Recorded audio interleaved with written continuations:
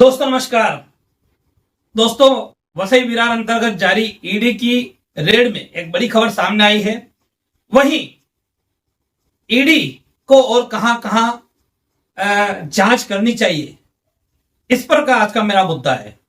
तो खबर यह है कि ईडी ने पहली बार 14 और 15 मई को जो रेड की थी हैदराबाद में और वसई अंतर्गत कुल 13-14 ठिकानों पर, उस मामले में अब वाईएस रेड्डी जो उप संचालक नगर रचना विभाग थे, उनके खिलाफ आचोले पुलिस स्टेशन में एंटी करप्शन की विभिन्न धाराओं के तहत मामला दर्ज हो चुका है। अब वाईएस रेड्डी जो कि महानगर पालिका से लिंक है, इनके खिलाफ कार्रवाई रेड वगैरह की हो चुकी है और एफआईआर के बाद गुनाह का जो आगे का प्रोसीजर वो जारी होगा। अब मेरा सवाल यह है कि ईडी महानगर पालिका में तो कार्रवाई कर रही है, बहुत अच्छी बात है, लेकिन क्या ईडी को महसूल डिपार्टमेंट की तरफ का रुख नहीं करना चाहिए? महसूल डिपार्टमेंट अंतर्गत प्रांत अधिकारी कार्यालय है, तहसील कार्यालय है, उसके बाद भूमि अभिलेख कार्यालय है, साथ ही साथ सह दुय्यम कार्यालय, रजिस्ट्रार कार्यालय है। इन कार्यालयों में भी इतने ही भ्रष्टाचार और इतनी ही अवैध संपत्ति की बातें लगातार उठती रहती।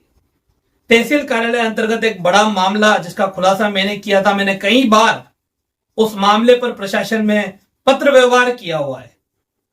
जो मामला था खानीबड़े सर्वे नंबर 82 हिस्सा नंबर 1-2 की जमीन, जिसको तहसील के ही तहसील अंतर्गत सेतु का कॉन्ट्रैक्ट संभाल रहे मोहनदास पांडुरंग पाटिल ने अपने नाम करवाकर उस जमीन को बेचा है, 26 गुंठा जमीन को, जिसका खुलासा मैं आगे कर चुका हूं। क्या यह बड़ा भ्रष्टाचार का मामला नहीं है? और इस मामले में जिस तरह से मोहनदास पांडुरंग पाटिल जिम्मेदार है, उतना ही पूरा का पूरा डिपार्टमेंट, तहसील कार्यालय, तत्कालीन तहसीलदार और बाद में प्रांत अधिकारी भी जिम्मेदार है। यह बात मैं इसलिए बता रहा हूं कि तत्कालीन प्रांत अधिकारी स्वप्निल टंगड़े के समय हमने जब शिकायत की, तब स्वप्निल टंगड़े ने एक सुमोटो केस चलाया था, सिविल केस, उनकी अदालत में। उसके बाद स्वप्निल टंगड़े का तबादला हो गया और जब तक वो थे तब तक उन्होंने एक भी हेयरिंग नहीं लगाई उस मामले में, जबकि वो बड़ा भ्रष्टाचार था। बाद में हालांकि हमने केस चलाने की मांग नहीं की थी, हमने जांच करवाने की मांग की थी, बावजूद उसके उन्होंने अपनी कोर्ट में सुमोटो केस चलाया था। बाद में वो चले गए और उनके जाने के बाद शेखर गाड़गे आए, जिनको भी करीब 2-2.5 साल हो चुके हैं, यहां पदभार ग्रहण किए।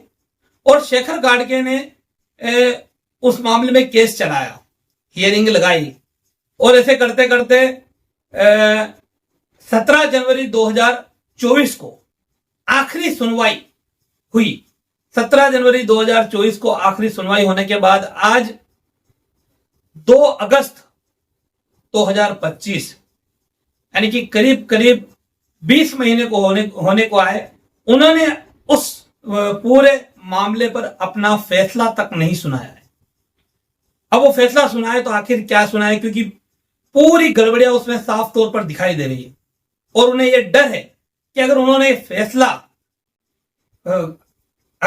फैसला मोहनदास पांडुरंग पाटिल के खिलाफ दिया, तब भी वो उनका स्टाफ है और आपसे इनकी संगनमत है, और अगर उसके खिलाफ नहीं दिया और वो फेरफार रद्द किया, तो उस आधार पर पूरा वो मामला खुल जाएगा और कहीं ना कहीं बहुत इसमें बड़ा मामला हो जाएगा। इस मामले में संबंधित police station, Mandvi police station को मैंने कई बार शिकायत की, तो मांडवी पुलिस स्टेशन ने हर बार थर्ड पार्टी कंप्लेन हम नहीं लेते हैं, उसका नहीं ली जानी चाहिए, उसका जीआर का हवाला देकर जांच ही नहीं की।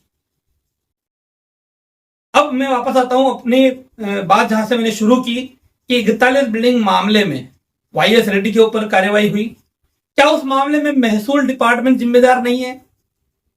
हम सभी जानते हैं जब महानगर पालिका तोड़क कार्रवाई कर रही थी, उस समय अंत की 6 बिल्डिंगों को तोड़ने के लिए जब महानगर पालिका आई, तब वहां के लोग खड़े हुए बिल्डिंग वासी और उन्होंने बताया कि ये जमीन महानगर पालिका की हद में है ही नहीं, ये जमीन किसी मालकी हक की नहीं है, बल्कि ये जमीन शासन की है और इस पर ऑलरेडी शासन से हमारी इसमें हियरिंग शुरू है। ऐसे में जो संगणमत की गई थी उस आधार पर तुरंत ही तहसीलदार वसई को आगे लगाया गया और तहसीलदार वसई ने वहां पर उनको नोटिस बजाया। उस समय मैंने वो खबर भी की थी, वो नोटिस भी आपको दिखाया था किस समय किस तत्परता से तहसीलदार वसई ने वो जमीन खाली करवाने के लिए वहां नोटिस बजाया था।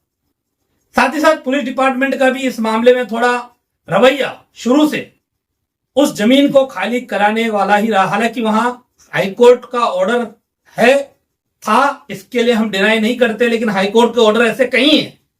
कितने मामलों में पुलिस ने हाईकोर्ट के ऑर्डर के चलते प्रोटेक्शन दिया और वहां पर जमीन खाली हुई है।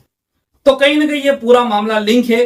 अब बड़ी खबर यह है कि वाईएस रेड्डी फिलहाल मुश्किलों में गिरते दिखाई दे रहे हैं, लेकिन वाईएस रेड्डी के बाद में ये यही नहीं रुकना चाहिए, आयुक्त पर भी मामला होना ही चाहिए। आयुक्त भी ईडी की जांच के दायरे में आ चुके हैं, हालांकि उनको भी आयुक्त को भी ईडी ने समन्स बजाया है, ऐसा सूत्रों के हवाले से मालूम पड़ा। आयुक्त और उनकी फैमिली को 4 अगस्त को ईडी के कार्यालय में हाजिर होना है और ईडी को चाहिए कि वो महसूल डिपार्टमेंट, फिर चाहे प्रांत अधिकारी कार्यालय हो, चाहे तहसीलदार कार्यालय हो, चाहे भूमि अभिलेख में तो सबसे बड़ा घोटाला वहां पर जमीन के पूरे नक्शे बदल दिए जाते हैं।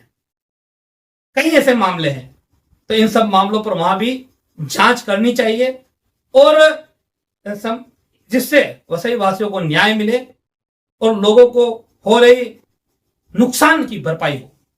फिलहाल इस वीडियो में मैं इतना ही आपसे कहना चाहूंगा कि इस वीडियो को शेयर कीजिए और ईडी तक इस वीडियो को पहुंचाइए ताकि उन्हें इन चीजों की जानकारी मिले और उनकी जांच में आगे उन्हें फायदा मिले। फिलहाल अभी के लिए इतना ही। नमस्कार, जय हिंद, जय महाराष्ट्र। हमारे चैनल सैफ न्यूज लाइव पर अपने व्यापार और सेवा से संबंधित विज्ञापन प्रसारण हेतु दिए गए मोबाइल नंबर पर संपर्क करें।